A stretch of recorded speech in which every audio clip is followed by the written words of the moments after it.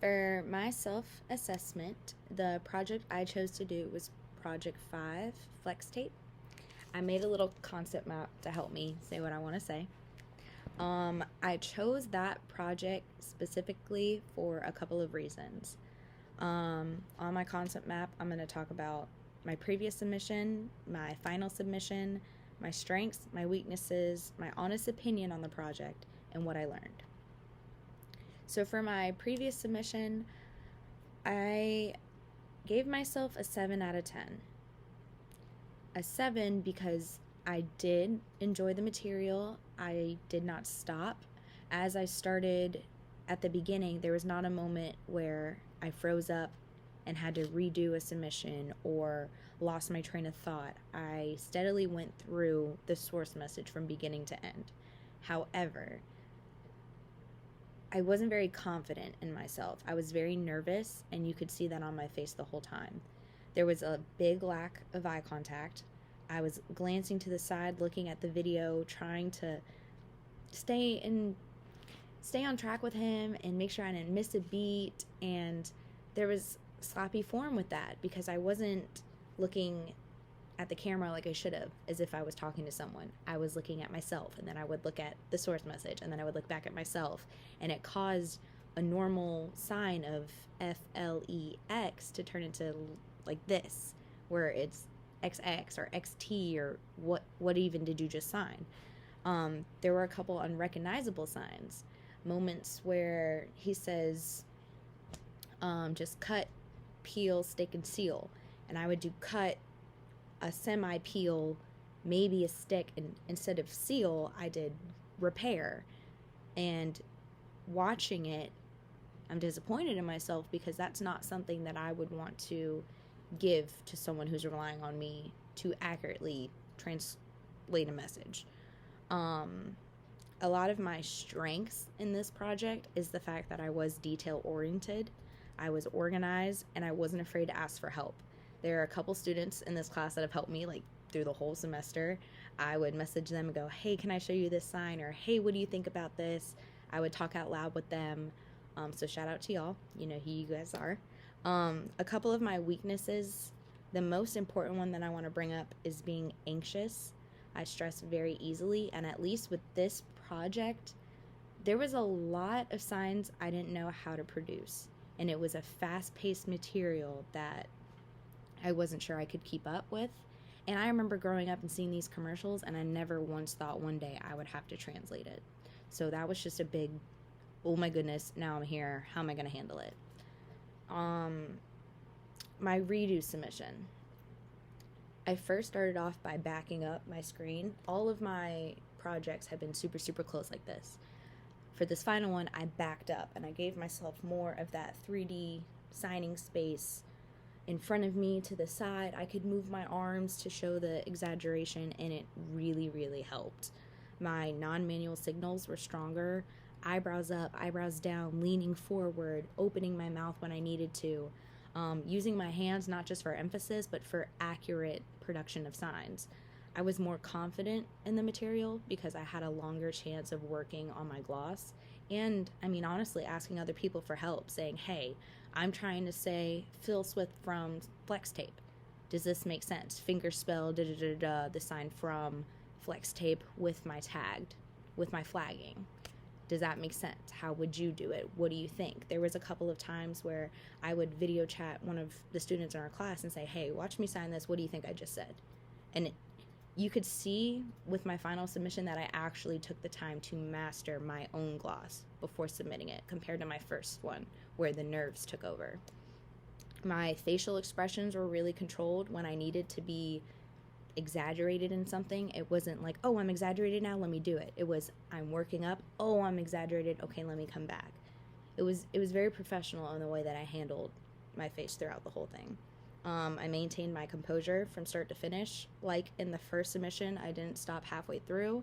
I really enjoyed watching myself grow from start to finish with that specific project. And I kind of wish I was able to do that with every other project, but I'm glad that you got to pick which one you wanted, explain why you wanted it, and got to show a difference. My honest opinion on this project is a positive note. I saw my signing capabilities increase, and it actually helped me in a real world experience. Recently, I went to a local deaf event and I met a bunch of deaf people, and for myself personally, that was my first time. I've been in multiple sign language courses and culture courses, but because of where I live and where I've moved to and my local area, I'm not familiar with how many deaf people there are. And this was my first time with more than 5 in front of me, playing jokes on me and saying that they're hearing and that both of their parents are deaf and that they're a coda. And I think, oh my goodness, I learned about this in class. I'm so excited to talk to you about it. And then halfway through, I noticed that when I'm signing, they're just grinning and laughing at me. And I was like, what's wrong? I was like, does that not make sense? And then I said in English, oh my goodness, you can't hear me.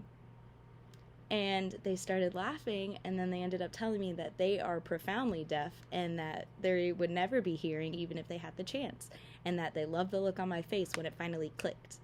I met younger kids that are still in school that are hearing, but their parents are deaf, and that they only have deaf friends. They don't want hearing friends, and that they wish that they were deaf like their parents. I got to see them out in public going to their favorite restaurants and their favorite bars. It was great. I really enjoyed it, and if it hadn't been for this class breaking down exactly how to do a gloss, how to translate it into something that both you and a deaf person can understand, I would have been lost out there. So I'm very thankful for having this last project to kind of help me fully understand before I had my first deaf meet event.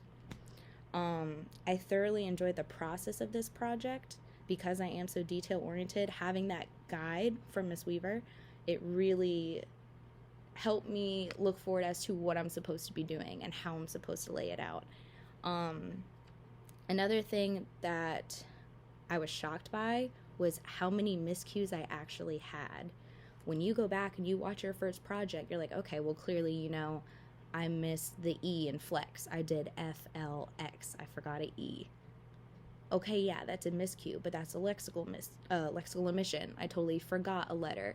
The fact that I can break that down not only into a miscue, but an omission, and not only an omission, but a lexical omission because it has to do with the word flex, that's something I would have never said from the beginning of this semester.